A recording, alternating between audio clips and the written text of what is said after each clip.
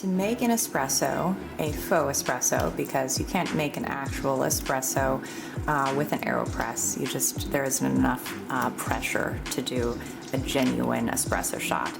But this is going to give you a strong shot of coffee, similar to espresso. So same thing again, I boil coffee, and again I'm doing this at 200 degrees. And then the only thing different here now, next with a grind, I'm going to grind this on a fine grind. So I've turned my Compresso burr grinder down to number 2 fine. And so this will make a very fine grind, which is going to cause more pressure to push it through at the end.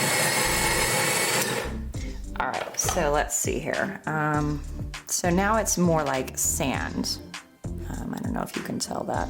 Versus before, it was more like the size of salt crystals. So, all right, so we're going to make this faux espresso shot with the same regular method, not the inverted method. So, again, you're going to rinse your filter. So same as the regular method. I'll pour a little bit of water in here to rinse it.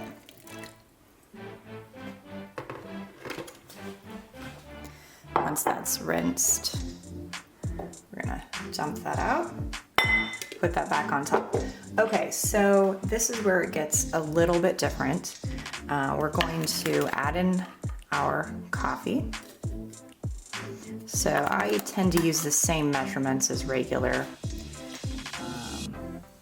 It'll be probably about 23 grams, I would say, since it's a finer grind.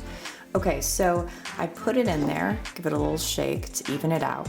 Now here's where it gets a little bit different than just your regular method brewing with an AeroPress.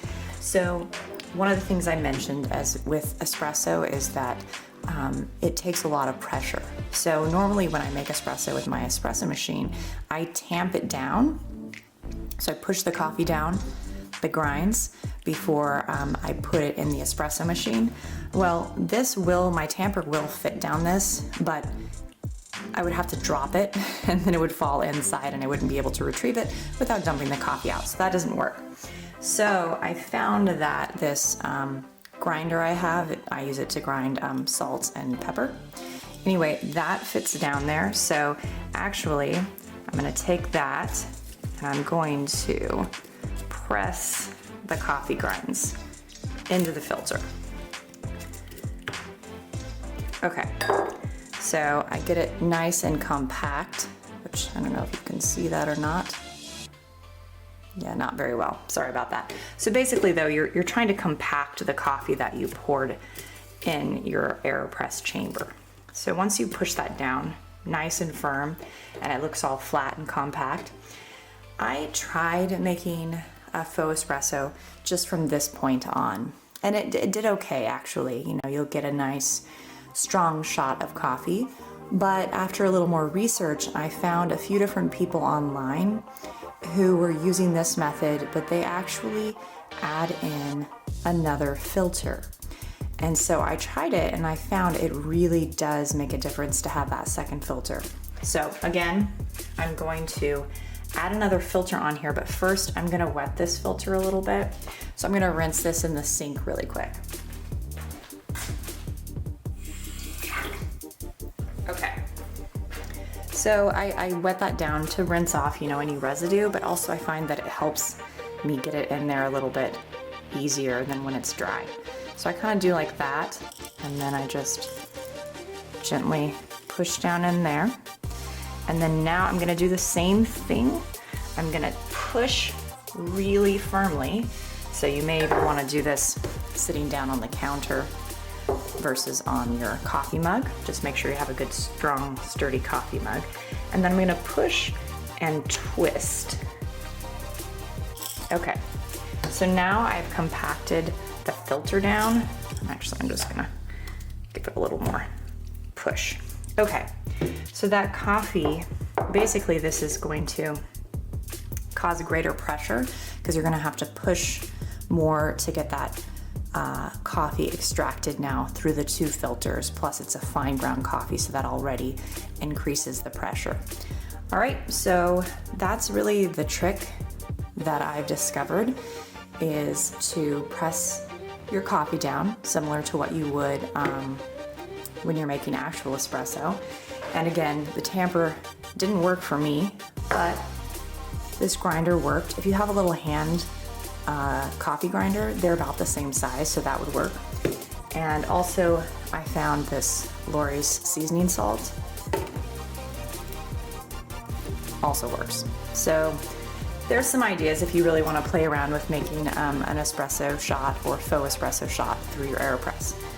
All right, so we're not going to stir this or anything because we don't want to disturb those filters that we put on there. So we just pour in that 2/3 cup of hot water, and then you're not going to wait. You're going to immediately start your plunge. So you're gonna feel a lot of resistance. This is gonna take longer to plunge down. You may even have to pull up a little bit because it can be very, very hard. So this is where it's really important to make sure you have a good sturdy mug because you're applying a lot of force. Wow, this is actually stronger than, more pressure than normal. All right, I think, hang on, I'm gonna pull up just a little bit.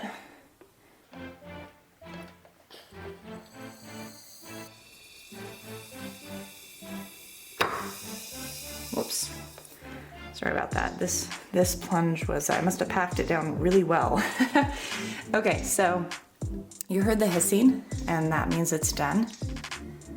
And let's just set this aside. There you go. Yeah, that's pretty much it. And then if you want, I like to add a little bit of milk to this and create my own faux latte. So there's a couple of ways you can do that. If you have a frother, you can just froth it. I have this little handy frother, but prior to that, I used my French press for that. So if you don't have one, but you have a French press, you can do the same thing. So I love this little French press I got from IKEA. So I like to heat up a 1/2 cup of milk. I use 2% milk, and then I add in a tablespoon of 1/2 and 1/2, and it just kind of gives me the right foam and texture that I want. So you'll put your milk in your French press. Your milk's already heated, and then you want to insert the plunger into the milk. And then I just hold onto it, and you can see, let me see if I can show you this way, but you just keep your plunger in the milk and slowly go up and down, and you're gonna see the milk volume rise. So you're actually doing what's called stretching the milk. You're creating a nice foam. So I just kind of do that till I get the milk to about the frothiness and volume that I want.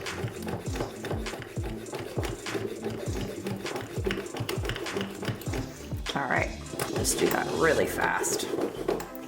And then, you can see, pour in, and you've got a nice latte.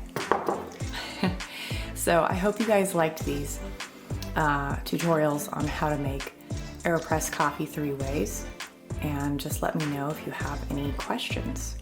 Thanks all.